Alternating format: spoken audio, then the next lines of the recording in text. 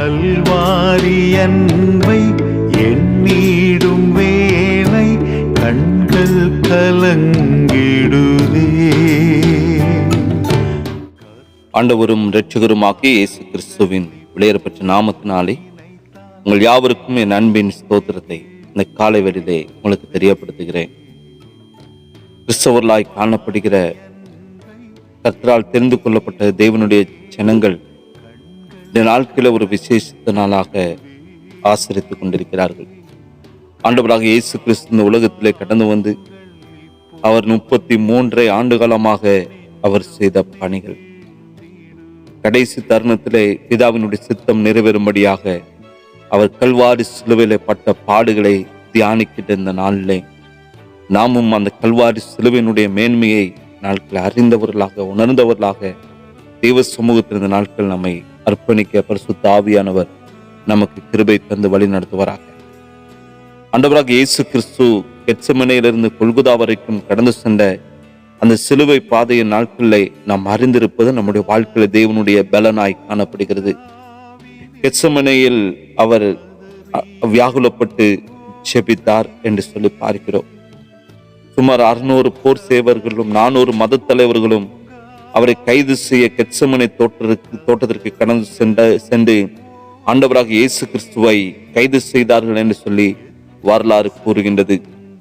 ஒரு இரவு நேரத்திலே ஆண்டவராக இயேசு கிறிஸ்து தீர்க்கதரிசி என்று குற்றச்சாட்டப்பட்டவராக அண்ணாவுக்கு முன்பாக நிறுத்தப்படுகிறார். மேசியா என்று குற்றம் சாட்டப்பட்டு காய்பாவுக்கு முன்பாக நிறுத்தப்படுகிறார். அவர் கல்வாரி சிலுவையிலே அடிக்கப்படுவதற்கு முன்பதாக பல அடிகள் படுகிறார். சிறைசாலையில் வைக்கப்பட்டார். பொந்தியுக்கு முன்பாகவும் ஏரோதுக்கு முன்பாகவும் அவர் ஒரு குற்றவாளியை போல அங்கு நிறுத்தப்படுகிறார்.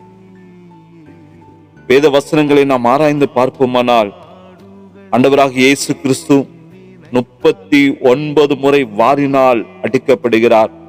இயேசுவினுடைய தலையில் முள்கிரீடம் சூட்டப்பட்டது.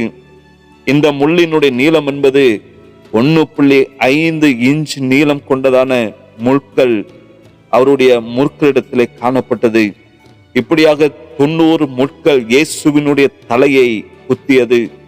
ஒரு முள் ஒரு தேள் குட்டும் வலிக்கு சமம் என்று சொல்லி வேத பண்டிதர்கள் சொல்லுகிறார்கள். அப்படி என்றால் 90 தேள்கள் கொட்டுகிற அளவிற்கு வேதனை ஆண்டவராக இயேசு கிறிஸ்து அந்த வேதனையும் சகித்தார்.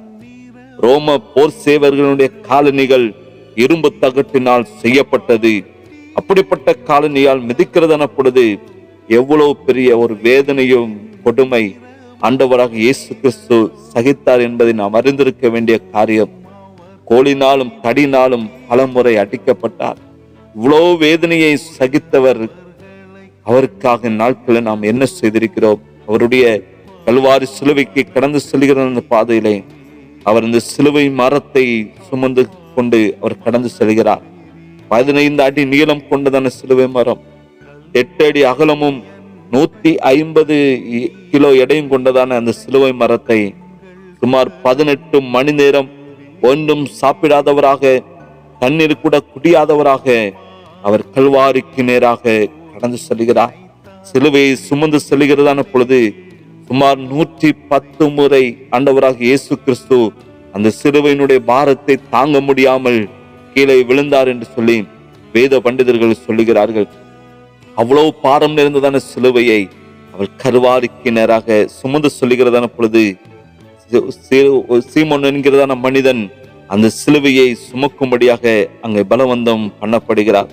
அவருடைய வஸ்திரத்தை கலட்டின பொழுது அந்த வஸ்திரத்தை கலட்டுகிறான். அந்த நேரத்திலே அவருடைய சரீரத்தோடு ஒட்டி இருந்ததான வஸ்திரம் அவருடைய மாம்சத்தையும் பீத்து கொண்டு வந்தது என்று சொல்லி சொல்லுகிறார்கள். சுமார் 8 இன்ச்சும் 3/4 இன்ச்சு அகலமும் கொண்டதான ஆணியினால் அவருடைய கைகளும் அந்த கரங்களும் கல்வாரி சிலுவையிலே அங்கு அடிக்கப்படுகிறார். 2 கல்வர்களுக்கு நடுவிலே எந்த குற்றமும் அறியாத அருமைநாதர், மாசற்றவர், மகிமையின் ரூபியாகி காணப்பட்டவர், அவர் மிகவும் தன்னுடைய அந்த அழகை இழந்தவராக கல்வாரி சிலுவையில எனக்காக உங்களுக்காக கல்வாரி சிலுவையிலே நம்முடைய அருமைநாதர் தொங்கிக் கொண்டிருக்கிறார்.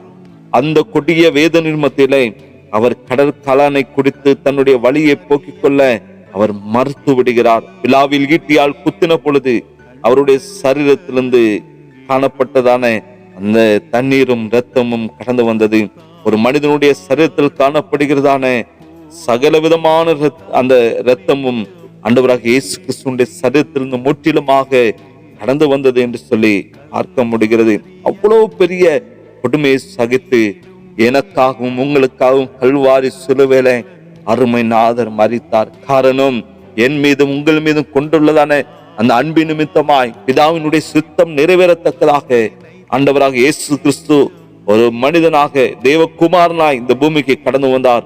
பிதாவின் சித்தத்தை நிறைவேற்றினபடினாலே நாட்களில் நாம் தேவனுடைய பிள்ளைகளாக மாற்றப்பட்டிருக்கிறோம். இவ்வளவு பாடுகளையும் சகித்த ஆண்டவராக இயேசு கிறிஸ்து கெத்செமனே என்று சொன்னால் என்னை செக்கு என்ற அர்த்தம் கொள்ளுகிறது. கொல்கொதா என்றால் மண்டை ஓடு என்று அர்த்தம் கொள்ளுகிறது.